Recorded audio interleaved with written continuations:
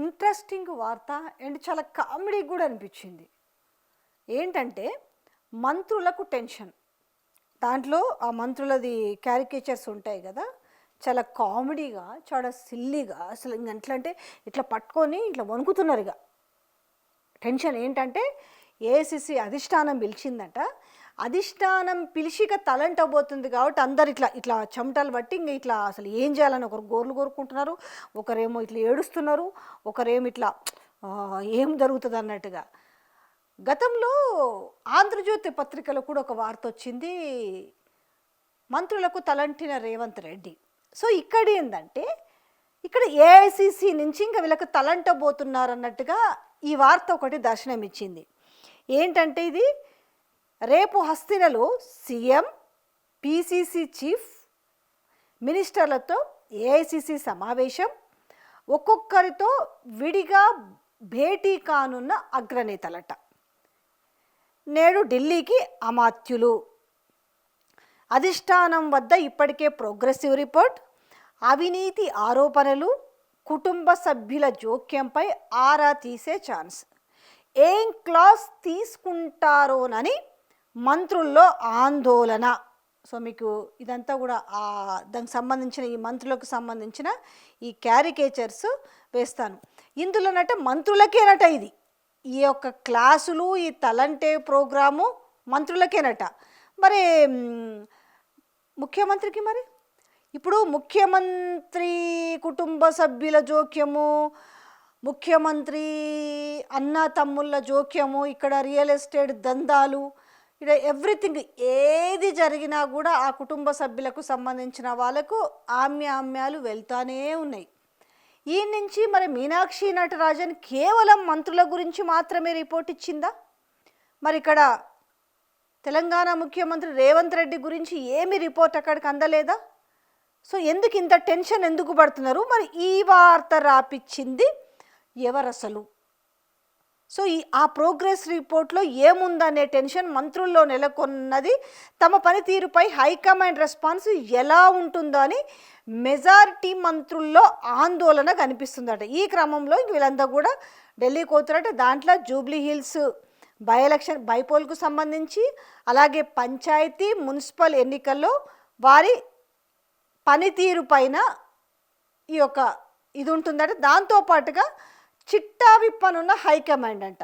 మరి ఏం చిట్టాలు ఉన్నాయి? మరి దీంట్లో మంత్రులతో పాటు సీఎం కూడా చిట్టా విప్పాలి. ఓన్లీ మంత్రులకేనా? భలే రాస్తారు. మరి ఈ మంత్రులు కూడా అట్లా నిమ్మకు నీరెత్తినట్టు ఎట్లా కూర్చుంటారో అర్థం కాదు. మంత్రుల పర్ఫార్మెన్స్పై అధిష్టానం వద్ద ఇప్పటికే పలు నివేదికలు ఉన్నట్టు తెలిసింది. మంత్రులు పార్టీ అధ్యక్షుడు పనితీరుపై పార్టీ ఇన్ఛార్జి మీనాక్షి నటరాజన్ ఎప్పటికప్పుడు నివేదికలు సమర్పిస్తూ ఉన్నారు. ఇందులో ఇంక్లూడింగ్ సీఎం నివేదికలు కూడా ఆమె సమర్పిస్తూనే ఉంది. ఈ మధ్య ఢిల్లీ పర్యటనలో భాగంగా సీఎం రేవంత్ సైతం మినిస్టర్ల పనితీరు పైన హైకమాండ్కు నివేదిక ఇచ్చిందంట. చూసిరా ఈ వార్తా సారాంశం ఏంది? మంత్రులపైన, మంత్రులు చేస్తున్న విషయాలపైన, మంత్రులు కుటుంబ సభ్యులు ఇన్వాల్వ్మెంట్ కానీ, లేదంటే వీళ్ళ పనితీరు ఉంది కదా, మొన్న ఈ జూబ్లీ హిల్స్ బైపోల్ కావచ్చు, అలాగే పంచాయతీ ఎలక్షన్స్ కావచ్చు, మొన్న జరిగిన మున్సిపల్ కావచ్చు, వీటిపైన ఓన్లీ సీఎం మాత్రమే కష్టపడ్డారు. ఎక్కడ మంత్రులు కూడా ఇంట్లో ముసుగుదన్ని పడుకుర్రు తప్ప ఎక్కడ ఏమీ పని చేయలేదు. కేవలం ఈ క్రెడిట్ అంతా కూడా ముఖ్యమంత్రికే దక్కనున్నట్టు. అందుకనే మీ పనితీరు ఏమీ బాగలేదు, ఇగో మీ ప్రోగ్రెస్ రిపోర్ట్ మా దగ్గర ఉంది, మీ కథ ఇదని ఇక హైకమాండ్ తలంటబోతుందట. మరి ఎవరిచ్చిరో ఎవరు రాపిచ్చిరో ఏమో కానీ ఈయన కూడా ముఖ్యమంత్రి ఇక్కడ మీనాక్షే కాదట, మంత్రుల పనితీరు పైన, మంత్రులు చేస్తున్న వ్యవహారాలపైన, మంత్రులు చేస్తున్న దందాలపైన, కుటుంబ సభ్యుల జోక్యం. మరి ఇందులో ముఖ్యమంత్రి కుటుంబ సభ్యుల జోక్యం కూడా ఉంది కదా. వీళ్ళ పనితీరుతో పాటు, వీళ్ళ ఫెయిల్యూర్స్తో పాటు, వీళ్ళ దందాలతో పాటు, వీళ్ళ కుటుంబ సభ్యుల దందాలతో పాటు, అలాగే సేమ్ టు సేమ్ మరి ముఖ్యమంత్రి కూడా వర్తిస్తుంది కదా. ఆయన పైన ఆయన కూడా మరి రిపోర్ట్ ఇచ్చుకున్నాడా? హైకమాండ్కి ఇచ్చుకోవాలి కదా. సో ఇక్కడ ఈ వార్త సారాంశమే చెప్తున్నా.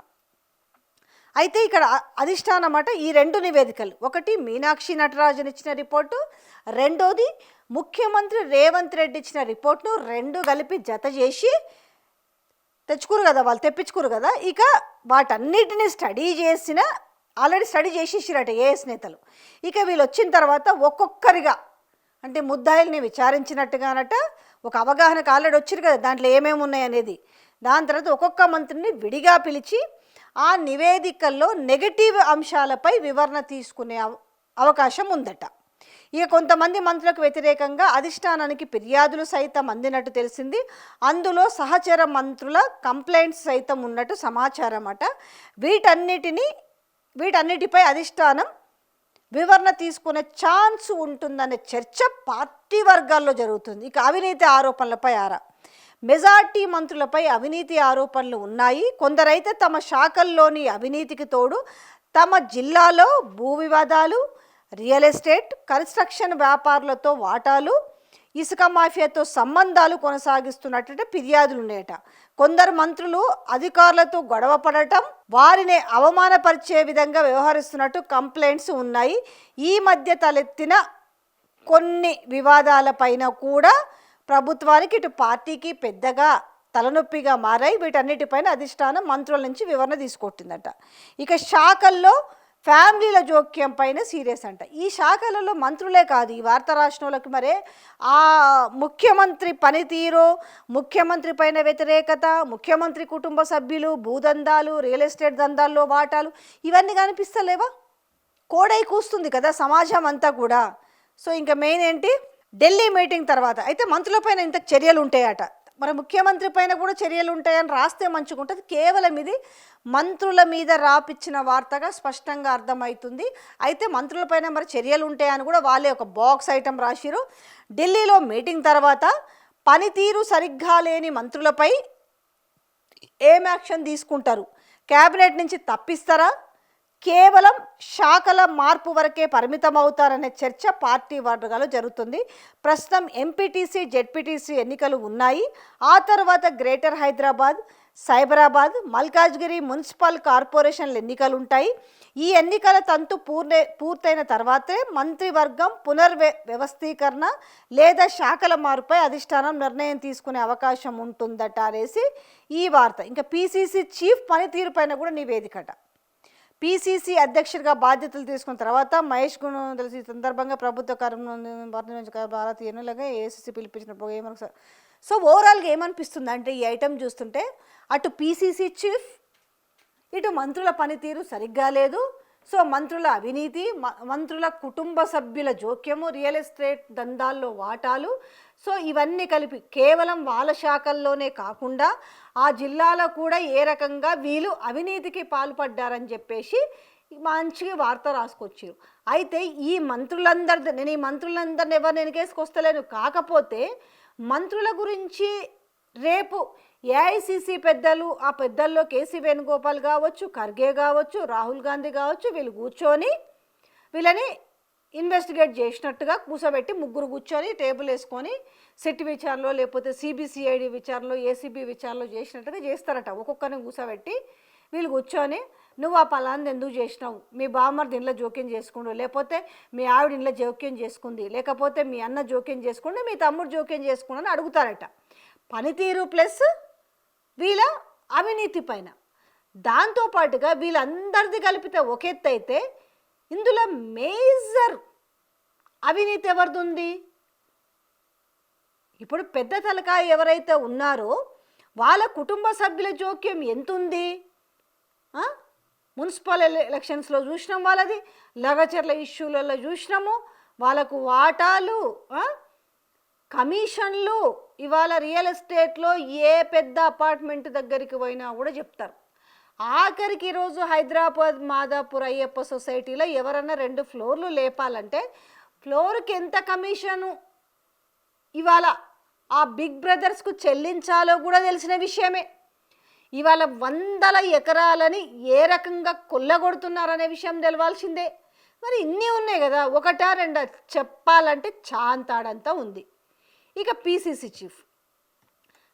చీఫ్ మీద కూడా అందులో ఒక బాక్స్ ఐటమ్ రాశారు కదా. ఇది ఇప్పుడు ఏంటంటే అందరూ జీ హుజూర్ అని ఇప్పుడు ఆ పెద్ద తలకాయకి వంత పాడితేనేమో ప్రాబ్లం లేదు.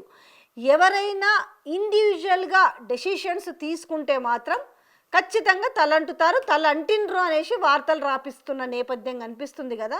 ఎందుకంటే నేనే రాజు నేనే మంత్రి అన్నప్పుడు ఇదే విషయాన్ని పీసీసీ చీఫ్ని అడిగినప్పుడు ఏమో నాకైతే తెలియదు, పార్టీలో అట్లాంటిది ఉండదు అనేసి వాళ్ళు నిర్మోహమాటంగా చెప్పేసిరు.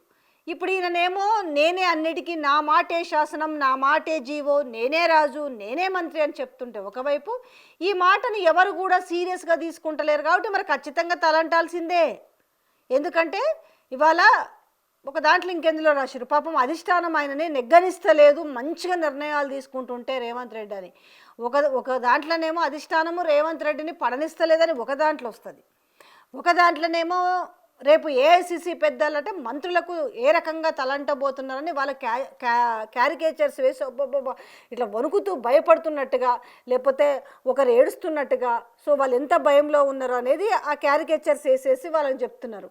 ఇందులో మంత్రులకు తలంటాలా, మంత్రులతో పాటు ఇక్కడ ముఖ్యమంత్రికి కూడా ఏ రకమైన తలంటబోతున్నారు. ఢిల్లీలో అడ్డదిడ్డంగా మరి క్లాసులు విక్కపోతున్నారు. ఫస్ట్ ఎవరికి, ఇప్పుడు సపోజ్ ఒక క్లాస్లో ఉన్న స్టూడెంట్స్ సిస్టమేటిక్గా లేరు, పీరియడ్కి అల్లరి చేస్తున్నారు, ఎవడి మాట వింటలేరంటే లోపం ఎవరిలో ఉంటుంది, క్లాస్ లీడర్కి కూడా ఉంటుంది కదా. ఫస్ట్ తలంటాల్సింది ఎందుకు, క్లాస్కి ఒక లీడర్ని పెట్టిరు, అరే బాబు జర వాళ్ళని చూసుకో ఏం జరుగుతుందో అని చెప్పేసి ఓ క్లాస్కో లీడర్ని పెట్టారు. మరి ఫస్ట్ క్లాస్ లీడర్ కదా పెట్టాల్సింది, సిస్టమేటిక్లో లేకుండా పిచ్చి పిచ్చిగా చేస్తుంటే స్టూడెంట్స్ అందరూ. క్లాస్ లీడర్కి ఎంత బాధ్యత ఉందో మరి రాష్ట్రానికి ముఖ్యమంత్రి ఆ పార్టీకి ఇప్పుడు దిక్సూచిలాగా చెప్పుకుంటున్నాడు. పొట్టోడైనా గట్టోడు అనేసి వార్తలు రాపిస్తున్న నేపథ్యంలో ఒకే ఒక్కడు అని చెప్పేసి ఘోరంగా మోస్తూ వార్తలు రాపిస్తున్న నేపథ్యంలో మరి బాధ్యతకి ఈయనకు లేదా? వీళ్ళ కుటుంబ సభ్యులు ఏమి చేస్తలేరా? అంతా క్లీన్ చీట్ వ్యవహారం లాగానే ఉందా? ఫస్ట్ క్లాస్లో ఎవరికి ఘోరంగా లెఫ్ట్ రైట్ తలంటేది ఎవరికి తలంటాలే, మీనాక్షి నటరాజన్ కానీ, లేకపోతే ఇటు మల్లికార్జున ఖర్గే కానీ, లేకపోతే కేసీ వేణుగోపాల్ కానీ, లేకపోతే రాహుల్ గాంధీ కానీ. ఇక్కడ మాట్లాడుతున్న మాటలకు, ఇక్కడ వాడుతున్న భాషకు, ఇక్కడ జరుగుతున్న విధానానికి ఈరోజు మున్సిపల్ ఎలక్షన్స్లో తిప్పలు పడి కొట్లాడడు, లొల్లులు, అరెస్టులు, ఇంత ఘోరంగా అంతా చాలా తెనగాల్లో ఒక్కడై అసలు ఎన్నడూ చరిత్ర లేని విధంగా ఇక్కడ తిరగరాస్తున్నారు. అన్నిట్లలో ఐటీలో మేమే బెస్ట్, దాంట్లో నేనే బెస్ట్, దీంట్లో నేనే బెస్ట్ అంటే అదే అందుకే అన్నారు మంది పిల్లల్ని మన పిల్లల్ని అని చెప్పుకుంటున్నట్టుగా.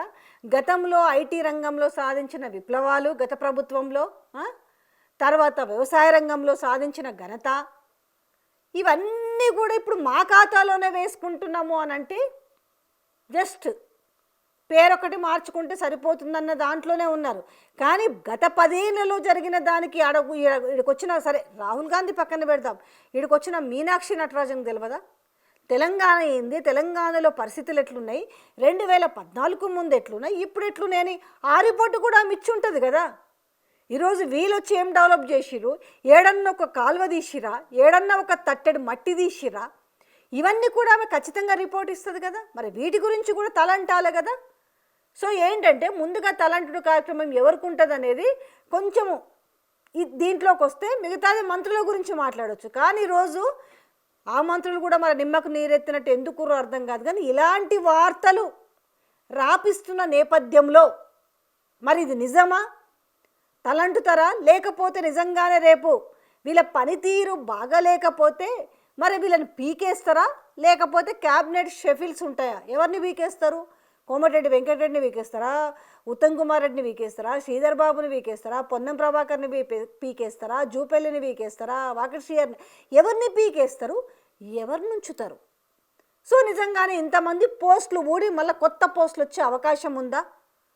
సో మరి రాజగోపాల్ రెడ్డి వ్యవహారాన్ని కూడా ఏ విధంగా సీరియస్గా తీసుకోబోతున్నారు? మరి ఆయనని పిలిచి ఆయనకు మంత్రి పదవి కట్టబెడతారా, లేకపోతే కూడా ఆయనకు కూడా తలంటే కార్యక్రమాలు ఉన్నాయా చూద్దాం. ఎందుకంటే పత్రికల్లో రాపించుకుంటున్న వార్తలు ఉన్నాయి కదా, ఇంకా ఏ రకాలుగా క్యారికేచర్స్ వేసి వార్తలు వండి వార్చబోతున్నారో చూద్దాం.